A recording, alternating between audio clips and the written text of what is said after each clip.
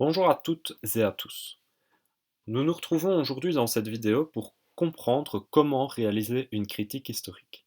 Comme vous le savez, quand on s'est vu en classe la dernière fois, je vous ai donné un portefeuille de documents ainsi que une feuille pour réaliser l'exercice de critique historique ainsi qu'une fiche outil. Si vous désirez suivre correctement cette vidéo, je vous invite à prendre votre fiche outil, à éventuellement mettre sur pause la vidéo, le temps de prendre la fiche outil et ensuite recommencer la vidéo. La première chose qu'il faut comprendre, c'est pourquoi faire une critique historique. Tout d'abord, c'est intéressant dans le cours d'histoire, quand on a toute une série de documents, de savoir qui s'adresse à nous. Est-ce que les auteurs qui s'adressent à nous sont des auteurs qui semblent dire la vérité ou pas? On a l'exemple avec Patrice Lumumba qui contredit le roi Baudouin le 30 juin 1960 dans deux discours qui sont totalement opposés sur la manière dont la colonisation par la Belgique au Congo s'est effectuée. Mais dans la vie de tous les jours, la critique permet aussi de mieux comprendre les choses, de mieux comprendre les gens et de ne pas se laisser berner. Par exemple, euh, aujourd'hui, avec le coronavirus, nous savons qu'il y a certaines personnes sur les réseaux sociaux qui pensent toute une série de choses et qui les disent de manière publique. Mais nous ne savons pas toujours si ces personnes ont raison ou ont tort. Sont-elles qualifiées? Ont-elles fait des études de médecine ou ce genre de choses? Dans la vie de tous les jours, même hors corona, nous pouvons lire tout le temps sur les réseaux sociaux des informations qui ne sont pas exactes, mais qui pourtant pourraient laisser croire à une exactitude. Donc c'est toujours important de développer son esprit critique quand on lit des choses pour vérifier si cette personne-là j'ai envie de la croire, cette personne-là j'ai pas envie de la croire. D'accord?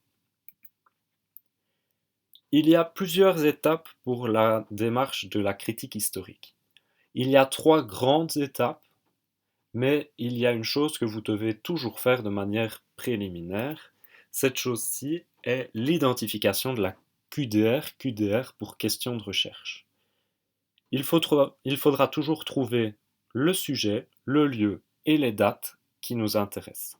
Dans un exercice de critique historique, vous aurez toujours un sujet, un lieu et une date, un ensemble de documents et vous devrez déterminer si ces documents permettent de répondre à la question de recherche qui vous est posée. Et ensuite seulement, vous pourrez commencer la démarche à proprement parler avec les trois étapes, dont la première est le fait de créer la carte d'identité des documents et donc de trouver de quoi il s'agit. Est-ce que c'est un document écrit? Est-ce que c'est un graphique? Est-ce que c'est un extrait de bande dessinée? Etc. Qui a écrit ce document? Quand est-ce qu'il a été écrit? Mais également de quand est-ce que ce document parle. Donc par exemple, je pourrais écrire aujourd'hui un document, un texte qui parle de la Révolution française, donc en 1789, la date d'édition serait 2020, alors que la date dont il est question dans le document serait 1789. Et où? Eh bien là, il s'agit de la région dont il est question dans le document. Si on reprend mon exemple de tout de suite, il s'agissait de la Révolution française, donc où c'était bien en France. Ensuite, une fois que la carte d'identité de chacun des documents est effectuée, vous pourrez faire une critique de pertinence des documents avant de passer à la critique de fiabilité de chacun des documents qui est pertinent. Donc tous ceux qui ne sont pas pertinents, pertinent signifie utile, donc tous les documents qui ne répondent pas à la question de recherche, vous ne ferez pas la critique de fiabilité sur ces documents-là. Comment identifier la question de recherche?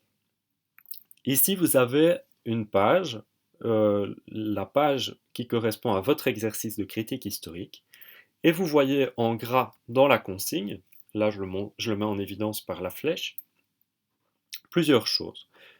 La phrase en gras, c'est « Quelles sont les causes de la colonisation du Congo par les Belges au XIXe et au XXe siècle ?» Nous pouvons donc retirer un sujet, les causes de la colonisation, des dates, le XIXe et le XXe siècle, et un lieu, le Congo. Ok, donc tous les documents de votre portefeuille de documentaire, tous les documents de votre portefeuille documentaire doivent donc correspondre à ces trois éléments. Sujet, cause de la colonisation, date 19 et 20e siècle, lieu, Congo. Parlons justement de votre portefeuille documentaire et prenons un exemple pour créer la carte d'identité. Donc je vous rappelle qu'il faudra toujours identifier de quoi il s'agit, qui a écrit, quand et où. Ici, vous avez le premier document de votre portefeuille de documents, dans le quoi, de quoi il s'agit. On voit bien ici qu'il s'agit d'un document écrit. En l'occurrence, c'est extrait d'un livre, d'accord? Un livre qui est écrit par Pierre Joy et Rosine Lewin. Donc ici, le nom de l'auteur, il y a deux auteurs, vous notez bien les deux auteurs. Et alors, pour le quand, la date où le document a été créé, vous voyez qu'il y a deux dates présentes dans la référence.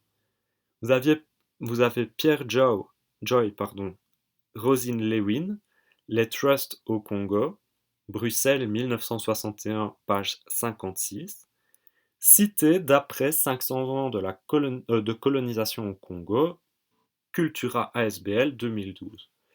On doit bien prendre ici la date 1961 parce que en 2012, cet extrait écrit en 1961 a été repris dans un autre ouvrage, mais il a bien été écrit en 1961. Et les dates dont il est question dans le document, pour trouver cela, vous devez lire le document. Si vous l'avez lu, vous identifierez assez rapidement qu'il s'agit des années 1900 à 1960. Et enfin, la région dont il est question dans le document, pareil, en lisant le document, vous voyez qu'il est écrit Congo un certain nombre de fois, mais vous voyez également dans la référence Pierre Joy et Rosine Lewin, les trusts au Congo, donc on parle bien du Congo belge.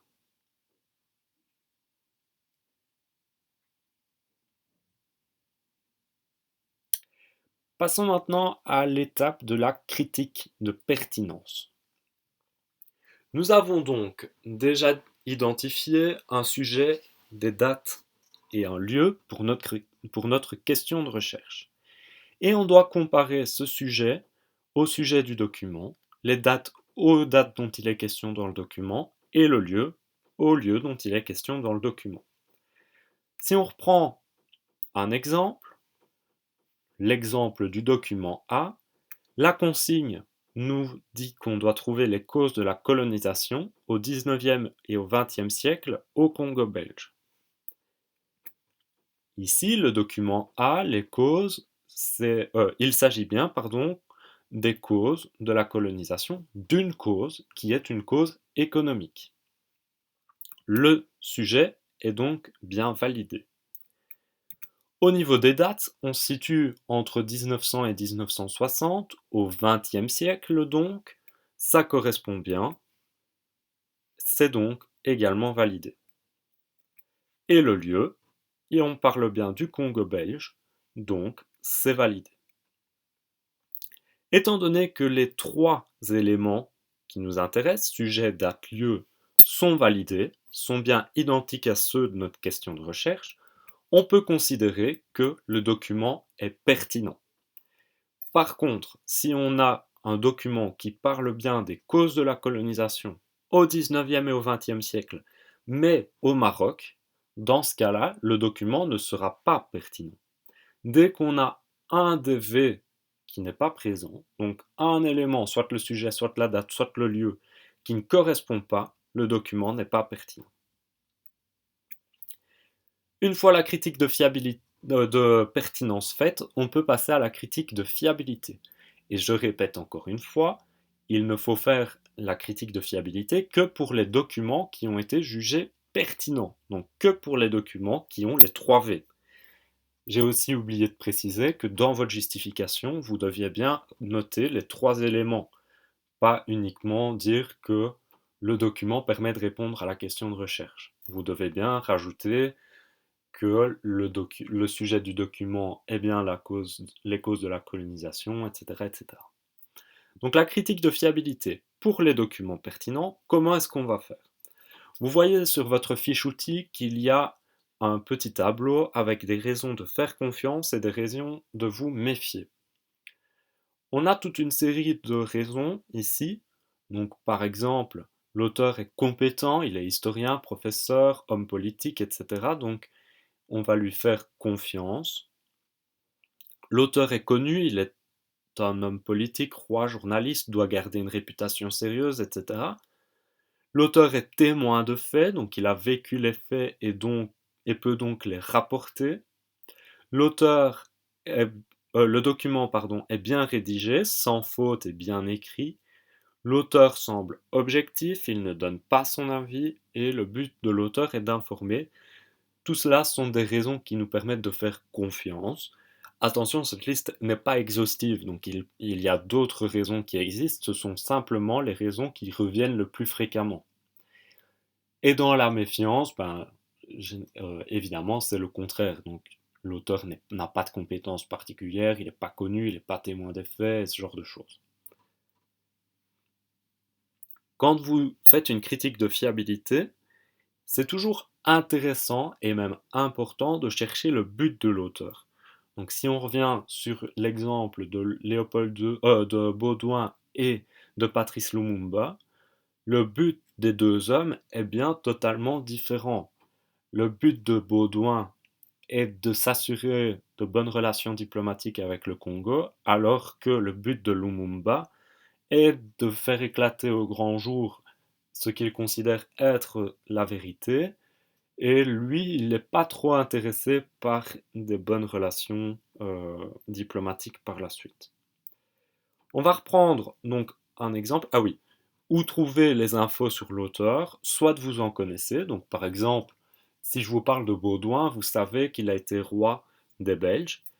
Maintenant, la plupart du temps, vous aurez, et même je pense toujours, vous aurez dans votre portefeuille documentaire des informations, des références bibliographiques. Ici, à la fin de votre portefeuille documentaire, vous avez notice bibliographique et pour chacun des auteurs, vous avez un petit extrait de texte qui présente qui sont les personnes. Et donc, si on reprend notre document A, la notice bibliographique nous informe que Pierre Joy et Rosine Lewin, Pierre Joy est un économiste belge membre du Parti communiste et Rosine Lewin est une journaliste belge membre du Parti communiste, rédactrice en chef du journal Le Drapeau Rouge et directrice des cahiers marxistes. Alors, dans les raisons de faire confiance, personnellement, je retiens le fait que les auteurs sont contemporains des faits, donc ils ont tous les deux vécu pendant que le Congo était belge. Pierre Joy est économiste et parle d'économie, donc il a des compétences assez spécifiques. Rosine Lewin est une journaliste, et donc on a dit que c'était dans les éléments qui permettent de faire confiance, et les auteurs semblent assez objectifs. Mais dans un exemple de raison de vous méfier, dans ce cas-ci, le fait d'être politicien n'arrange pas les choses, puisque les auteurs sont membres du parti politique communiste et donc fortement engagés contre une économie libérale. Ils ne sont donc peut-être pas neutres, surtout qu'ils écrivent dans le cadre d'un journal Drapeau Rouge qui est euh, engagé politiquement. D'accord? Donc, puisque ils écrivent de manière engagée, on doit retenir ça comme étant une raison de se méfier. Voici donc comment réaliser une critique historique. J'espère que vous aurez compris comment réaliser cette critique historique. Je vous demande pour le prochain cours de réaliser l'ensemble de la démarche pour les 4 documents qui restent, donc le document B, C, D, E, de le déposer sur Classroom et alors je vous informe que ce travail sera évalué de manière formative. Il ne me reste plus qu'à vous souhaiter un excellent travail et nous ne nous reverrons plus, donc je vous souhaite à tous et à toutes une bonne continuation dans votre année et beaucoup de courage pour cette période qui est si particulière.